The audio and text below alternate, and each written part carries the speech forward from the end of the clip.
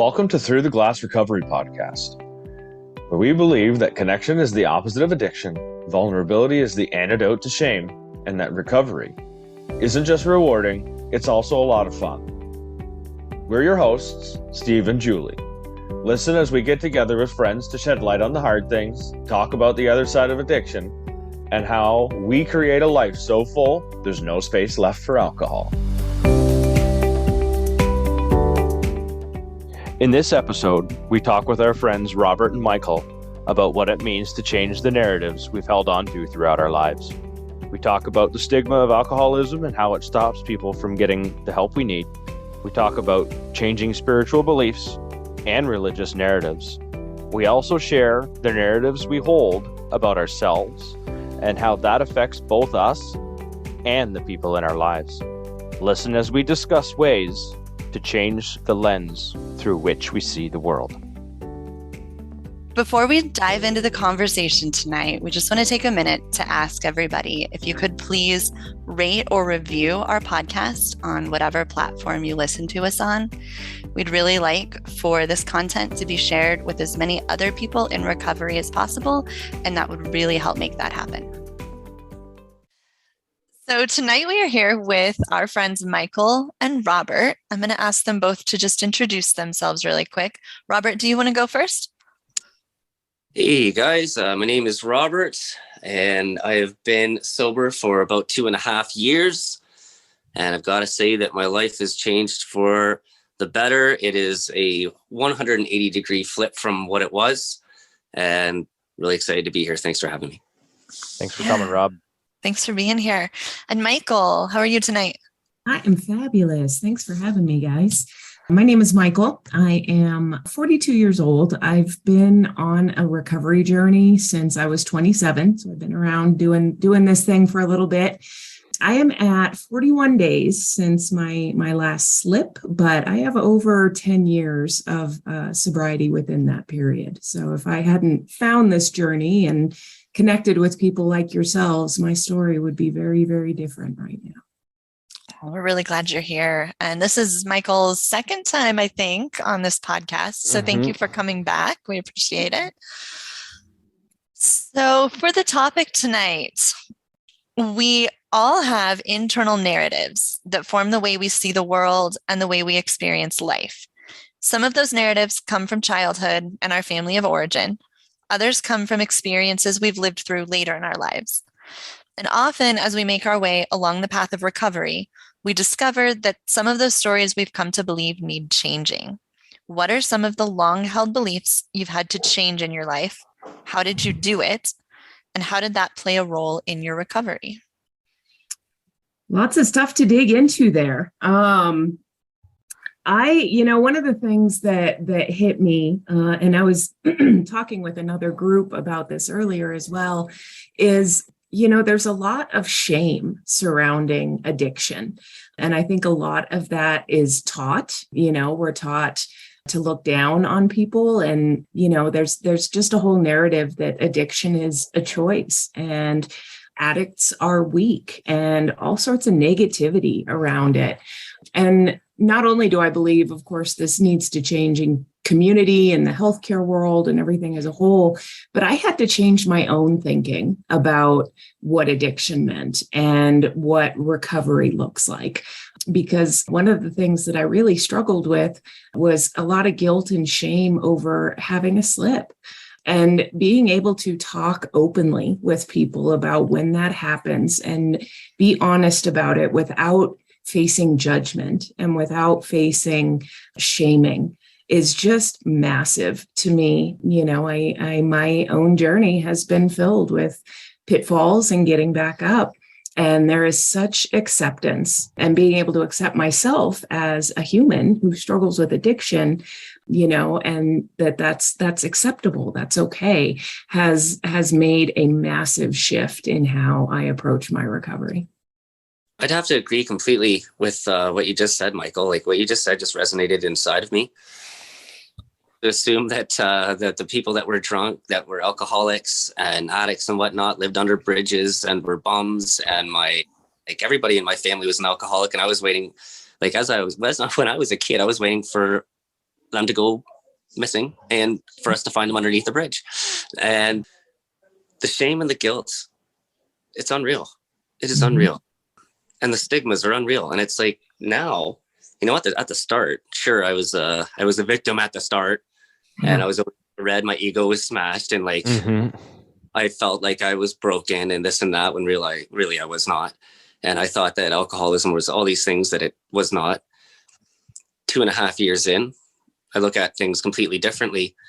Like, I grew up in a family that, they 7:30 in the morning, they would say priorities to each other. They'd be pouring tumblers of vodka and making ice picks, or else orange juice and whatever. And it was alcohol seemed like it was a normal thing as well. This is another thing that I had to realize when I started meeting people that don't drink, that not everybody drank. I just assumed everybody drank. Like, there's so many narratives that have to change.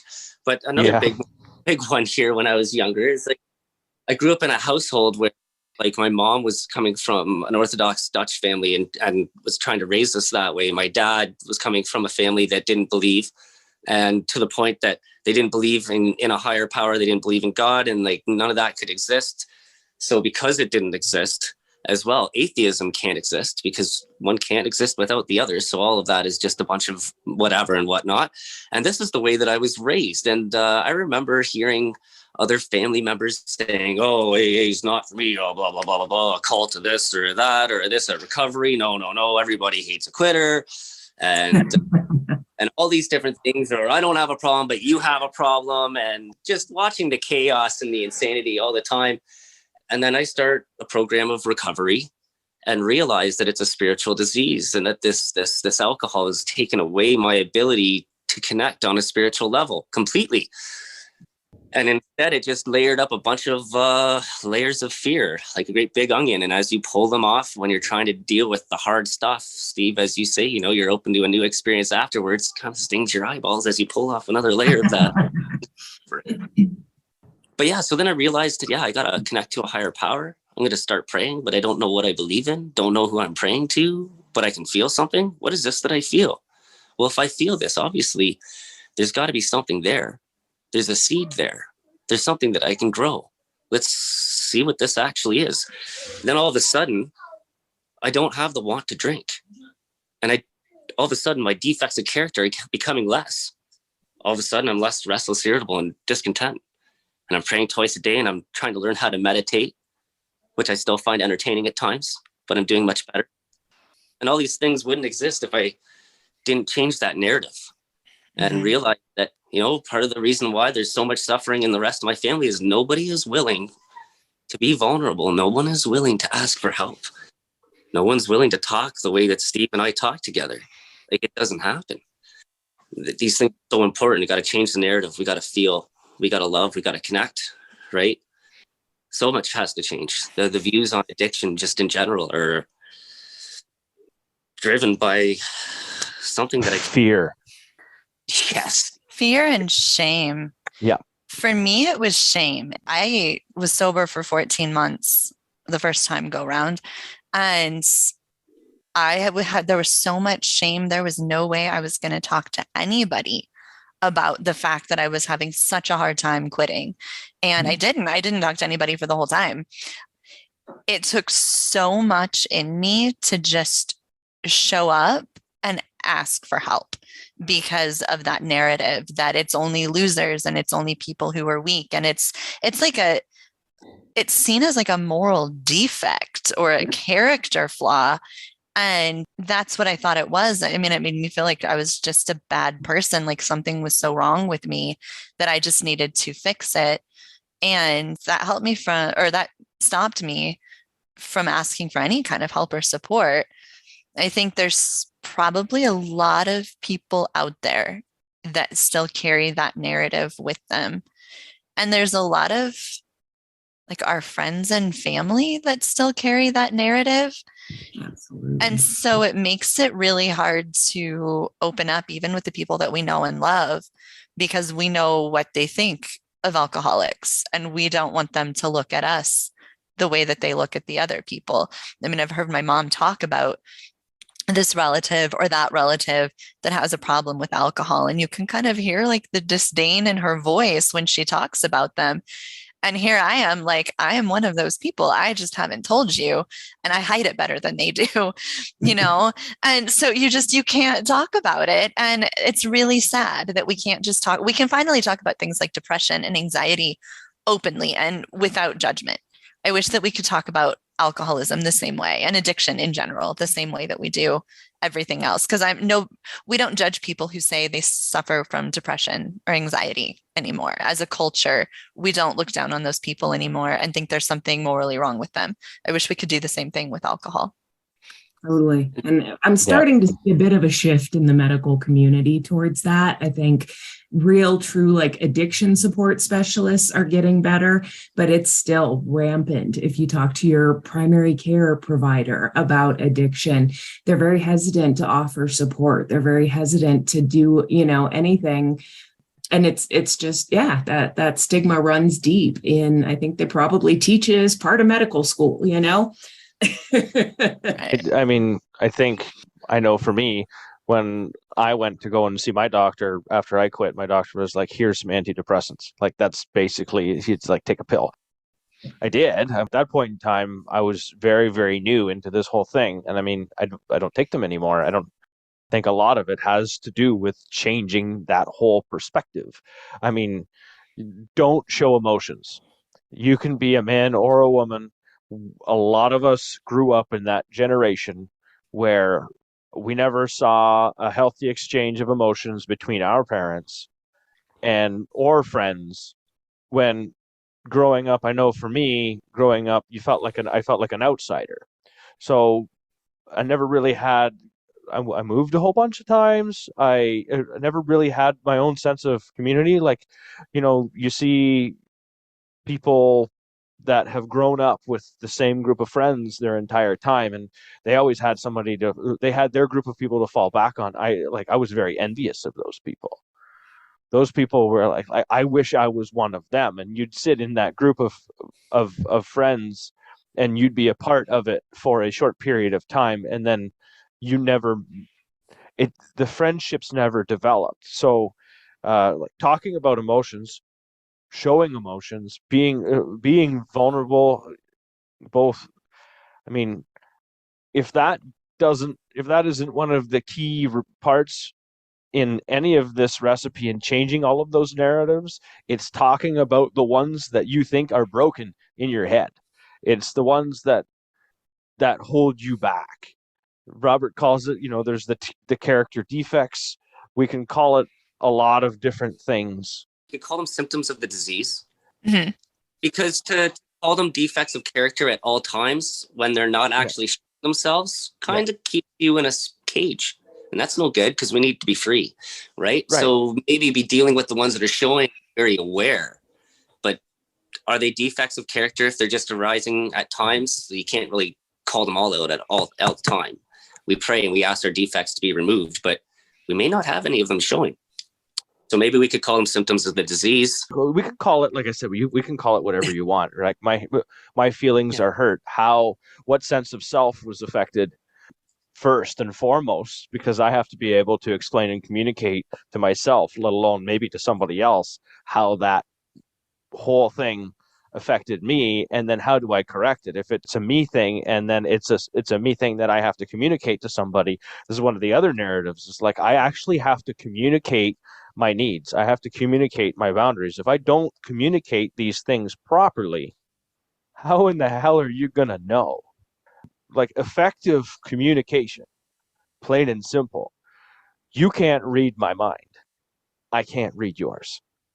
So for us to move forward, we have to talk. And the best way to make progress is to be vulnerable. And to allow the change of the narrative. Yeah. And that's been a big part of the recovery community for me, is learning how to be vulnerable and learning what real friendships are and those real connections. So, and one of the things I was thinking about earlier regarding the topic was, one of my firmly held beliefs, and one of the beliefs that led me to start drinking when I was younger, was that I wasn't worthy of friendship. I wasn't likable. I wasn't lovable. I wasn't pretty enough or smart enough or funny enough. And alcohol came into my life at that time when my self-esteem was so incredibly low that it became that social lubricant that allowed me to feel like I was making those connections when, really they weren't real connections. It was just kind of this masquerade to fit the image, the social image of fitting in and having friends. But that, defining what real relationships and real friends are has definitely come with recovery, with sobriety, and, really learning what true connections look like. Yeah, learning how to be a friend for the first time is quite interesting as an adult, is it not? Oh, please, let's talk about this one. That in itself is a great topic. Learning how to be a friend. Learning how to be a friend. And I've got to say, it's been quite rewarding. And there's been ups and downs. And I've actually felt different insecurities that I've never felt before, which gave me the opportunity to actually be aware of what those insecurities really were. And then for my actions, instead of just working on impulse, it's taking a second and actually figuring out what my motives are for my actions, and then realizing that my first impulse may not actually be what I wanted to act or what I wanted to do. And then I'm doing something totally different. And now think before you react, unheard of. Right. Think before you react. Getting back to that changing of narrative, I grew up in a family that was very materialistic, and everyone was a narcissist. They simply liked to watch themselves exist. It was wild. And I was the outcast. I was the scapegoat. I was their their whipping post. Said all these crazy things about me that didn't even exist to friends and family. It was just wild, but very materialistic. And within those philosophies and ideologies of materialism, we're just atoms, right? There's a bit of space in between these, right? So there's a vibration that flows. But in a materialistic world and in that ideology, when we die and we are done. That is it. Now, here's the thing. Here's the idea. Let's talk about taking on a whole new narrative. All right. So I'm going to go down the spiritual path. And now as I'm going down the spiritual path, I'm going to learn that, we don't die. Everything that has energy does transfer on. And that I'm a part of the universe. I am not special. I am not anything that is separate from. I am a part of everything that does carry an energy frequency. And so you live your entire life, thinking that you don't have any other purpose than just to be here in this moment with these things that you can hold, this materialistic approach to everything, which is very selfish, self-centered, and the power of a lust for greed, or greed and lust wrapped up in power, however you want to call this. And it's ugly, right? So now we go to an idealistic approach, more of spiritual approach, one that is mind, body, and soul, connected to nature, connected to the universe, connected to these celestial bodies up in the sky. There's a relationship way, way bigger than what we know. But to try to tap into these things, why not? And so now this materialistic approach is gone. Spiritualistic view is trying to take hold. And now we have an idealistic approach on things. And instead of being told what to think, learning how to think. And so every event in life that kind of comes through, now I observe it, and not by just observing it and letting it pass by like we've been told to do. I'll observe this event. I'll observe what's on the side of this event that normally I would not even bring into my observations. And now I will think very, very closely as to what I'm thinking about what I'm observing. And then I'll ask myself, hey, do I like the way that I'm thinking about what I'm thinking here? Very, very, very, very, very good question to ask. And now all of a sudden what I'm observing is totally different than what I've been told to observe. Now I'm observing something from inward out, but it's not just me. It's actually a connection to the universe, and it's so much bigger. And the power in it is overwhelming, and the journey is exciting. I think it takes a lot of courage to do what you're saying there. Very difficult. Yes, it takes courage, because you look at the things that normally you turn your head. And this is where the true answers to the universe, as you could say, but the way that you actually connect to it are found, is not by what's right in front of you, it's by what's to the side of you. And it's to what you sometimes would turn your head and not look at, but to really observe those things, to learn them, to have some really difficult times within them, to have a new experience, like it says on the back of that brilliant shirt you guys have created. It says it all, right? But yeah, like, go on. Yeah, it takes a lot of courage to question anything we've been taught and told to believe. That is what changing the narrative is. And it takes a lot of confidence, I think, in who we are to change anything, whether it's what your spiritual beliefs are, or what your beliefs about the world are, or your beliefs about yourself are. I know for me, a big part of it was the beliefs that I held about myself, and beliefs that I've held about myself since I was little, that it goes against what we've been taught, and it goes against what has been just ingrained in us since we were small. And it takes a lot of confidence to stand up to that and say, wait, I'm not sure that this story that I was told is actually true. I know I had this moment with my youngest daughter, and she's going to kill me if she ever listens to this podcast, but I'm going to tell this story anyway. So it was a big one for me. So she is starting to spend some time with this boy, and he's a wonderful kid. And she's talking to him on the phone. I can hear her, and she's just giggly and she's bouncy, and she's so excited. And she's my kid. She comes by it honestly. She's so full of joy that it's like bubbling out of her. And everything in me wants to be like, you need to tone that down, girl. Like, chill out. You are going to be too much for that boy. And he is going to be like, can't do it. Right? That's what I want to tell her. And I'm watching this and I'm like, I cannot say that to her. That's exactly what was said to me when I was little. And then when I was a teenager, I was always, I feel things so big. And it was always too much for especially the adults in my life, my parents and close relatives. And all that did was force me to start shutting everything down and trying to make all of those emotions smaller and smaller, because the people around me didn't feel comfortable with them. And that would be so unfair to do to her. And what that did to me was made me try to be somebody that I wasn't, so that I wasn't too much for somebody, or so that, I started just shaping myself into what I thought everybody would like, so that I would have friends, or so that I would have a boyfriend, or whatever it was. And that's like the last thing that I want to do to her. But it's interesting how hard it is for me not to say, just tone it down a little bit, kid.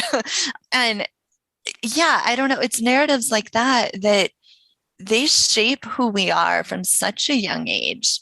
And authenticity has been a really huge piece of recovery for me, and just being who I really am, which for me is terrifying, because every time I let my authentic self out, even from, as a teenager, I felt like I was rejected in some form or another for it.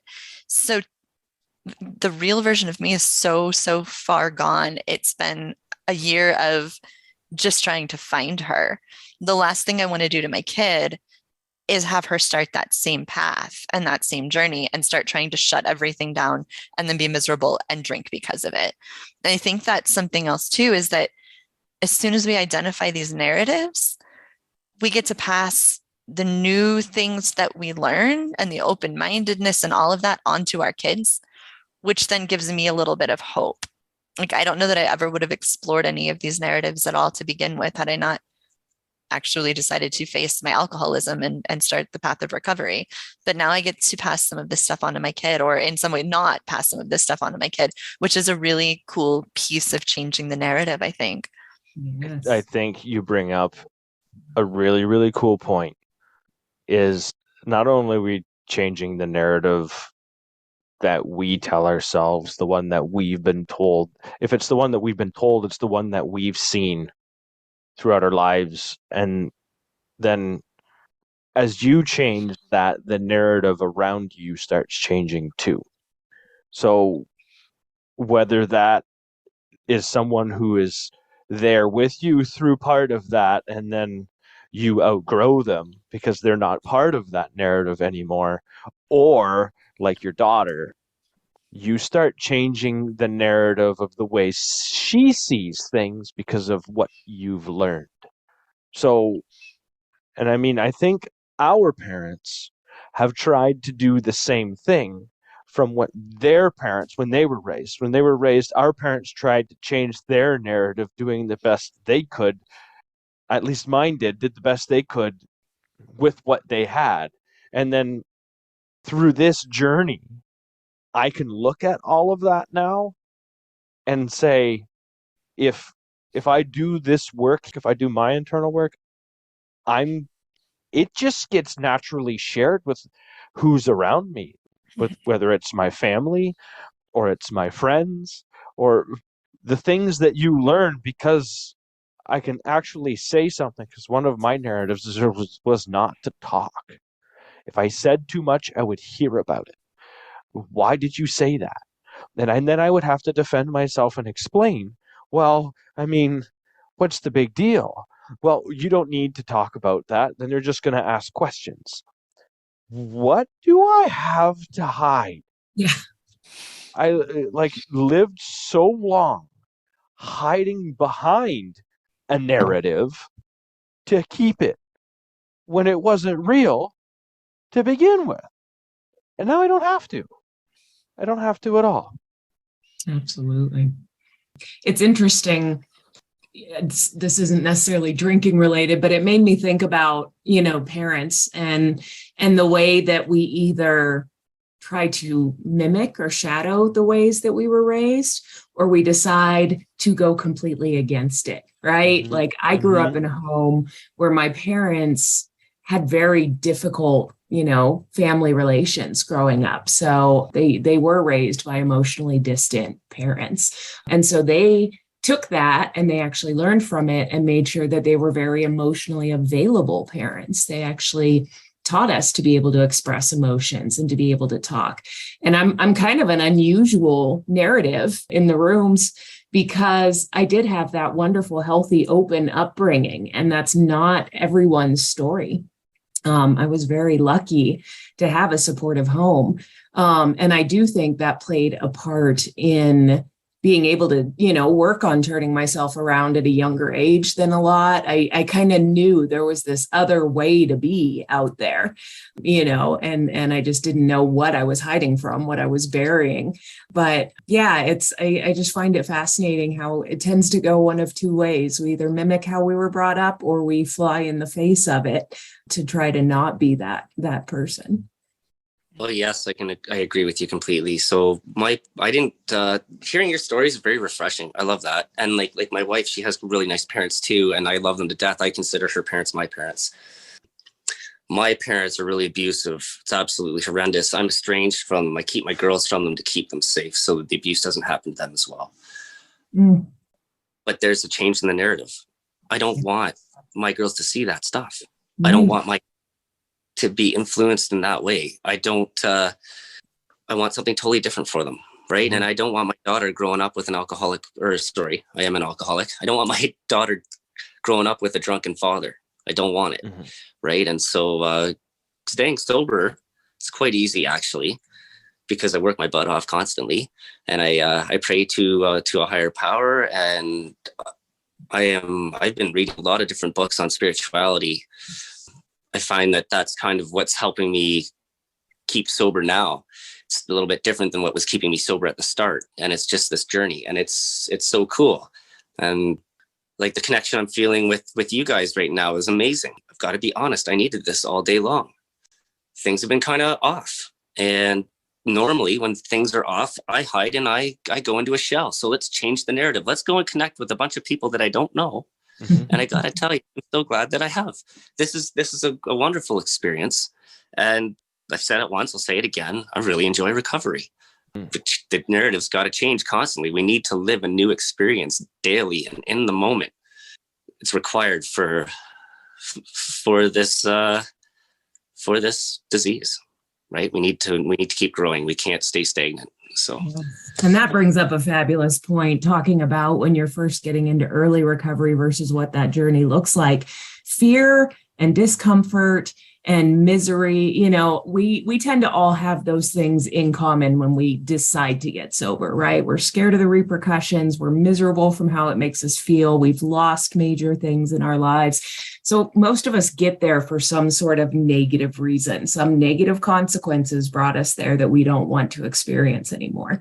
But the longer you spend on the path in recovery, the people who really get sober and get this and live this change their lives. We change our own narratives by not being afraid of drinking anymore, by not, looking at those things and saying, maybe I say I don't ever want to have a hangover again, but that's not my reason for not drinking anymore. My reason is I enjoy my life as a sober person. I am awake. I am 100% present, and I have fun with recovery.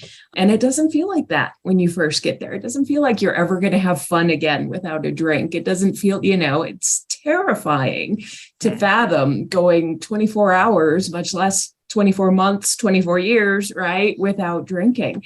And so our own narrative changes on that path. And we realize, oh my God, like this is fun. This is good. This feels good. It feels good to connect with others who get me. It feels good to help people, who may not be as far along as I am. And I can tell them what happened to me and how it changed. And maybe it'll help make an impact in their path. Yeah, it's so cool because while you're doing that, when you're helping out like that, you realize all of a sudden that you're sharing your story, but you're not feeling that shame right here anymore that you used to feel for it. And then you realize this is a tool and that this happened for a reason so you can help somebody else. And it's amazing. Then when we're not carrying the shame anymore, life can really happen on life's terms, right? Because we're not trying to control everything. We're not trying to hide from anything.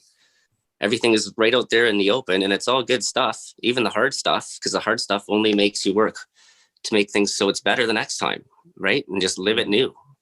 I love what you just said. The gift that keeps on giving. That's right. Robert, you mentioned something. You mentioned what I have written on the back of my t-shirt, and that's what happens when you challenge a past experience. So you give yourself a chance at a new one. And that's really what we're talking about here. So I would like to say thank you, Robert. Thank you, Michal, for coming on tonight, joining us, sharing your thoughts and experiences. Really appreciate it. My pleasure. It was amazing. Like Robert said, this was a wonderful group, really clicked with everyone, really enjoyed having this conversation with you all tonight. That's exactly the way I feel. So, but yeah, thank you so much. I feel so honored to be here. Steve, I love you. I do. And I love you both too as well now. No, not strangers, just friends we haven't met sort of thing, right? So, but yeah, thank you so much for this time, guys. Thank you so much. Thank you, guys. We really appreciate you.